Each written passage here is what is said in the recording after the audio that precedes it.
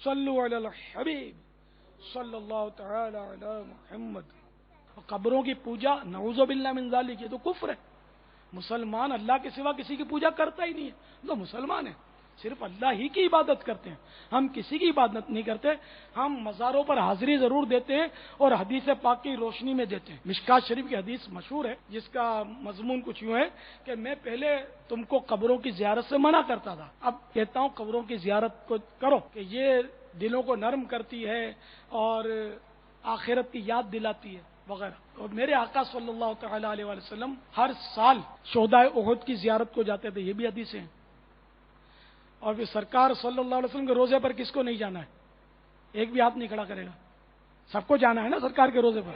بھائی وہ بھی تو مزار ہے، تو ساری دنیا اس کے لیے تڑپتی ہے، تو آخر یہ ہم لوگ کیوں قبر کی پوجا کرنے والے؟ نعوذ باللہ جو مزار مصطفیٰ پر جائے، جو گنبد خضرا کی زیارت کرے، نعوذ باللہ وہ قبر پرست ہو گیا، نعوذ باللہ.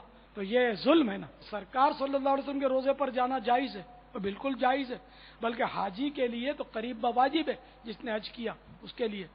کہ حدیث پاک میں ہے جس نے حج کیا اور میری زیارت کو نہ آیا اس نے مجھ پر ظلم کیا، تو اس لیے قریب بواجب ہے. ایک حدیث میں فرماتے ہیں من زارا قبری وجبت لہو شفاعتی، کہ جس نے میری قبر کی زیارت کی اس پر میری شفاعت واجب ہو گئی.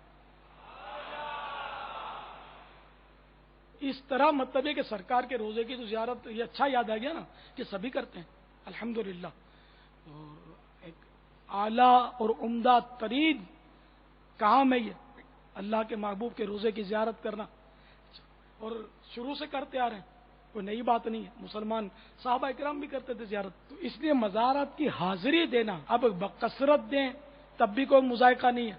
جو سرکار کے روزے پر 5 نمازوں کے بعد حاضری دے اس کو آپ کیا بولو گے؟ بھئی اتنی بار نہیں جاؤ، اس کی تو کوئی منع تو نہیں ہے. تو اگر کوئی کسی ولی اللہ کے مزار پر، اب روز تو کون جاتا ہے 5 وقت، تو شاید ہی کوئی جاتا ہو، ہفتے میں 1 آدھ بار جاتا ہوگا آدمی، تو اس کو کوئی بولے کہ یہ بھائی مزار پر ہی پڑا رہتا ہے، تو چلو نا یار بھلے پڑا رہتا ہے، تم کو کیا تکلیف ہے؟ ہاں سجدہ کون مسلمان کرے گا یار سجدہ مزار پر؟ میں نے تو ابھی باقاعدہ سجدہ کرتے ہوئے تو کسی کو نہیں دے گا. مزارات تو میں نے بھی بہت دیکھے ہیں. تو اگر کوئی جھک جاتا ہے، زمین چوم لیتا ہے، زمین پہ ماتھا رکھ لیتا ہے، تو اگرچہ وہ سجدے جیسی ہیئت کر لیتا ہے تو اس کو یہ نہیں کرنا چاہیے، ہرگز نہیں کرنا چاہیے، بالکل اجازت نہیں ہے.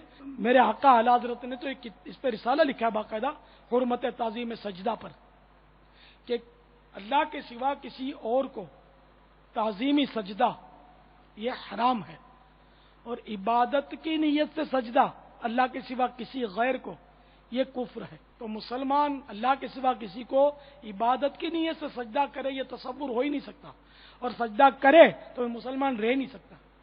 لیکن اگر کسی مزار کو کوئی معاذ اللہ سجدہ کرتا ہے تعظیم کی نیت سے تب بھی گناہ گار ہے، کرنا نہیں چاہیے اس کو. لیکن اس کے دل میں کیا نیت ہے، انہیں عبادت کی نیت کی یا تعظیم کی نیت کی، یہ کسی کو ہم کو پتہ نہیں. تو ہم مطلب حسن ظن کا پہلو ڈھونڈیں گے اور اس کو کافر نہیں کہیں گے، گناہ گار کہیں گے کہ اس نے یہ غلط کیا، گناہ کا کام کیا کہ اس نے کیوں سجدہ کیا. تو اب کوئی اکا دکا کرتا ہے اس کی وجہ سے سارے مسلمانوں کو بدنام کرنا کہ یہ یوں کرتے ہیں یوں کرتے ہیں.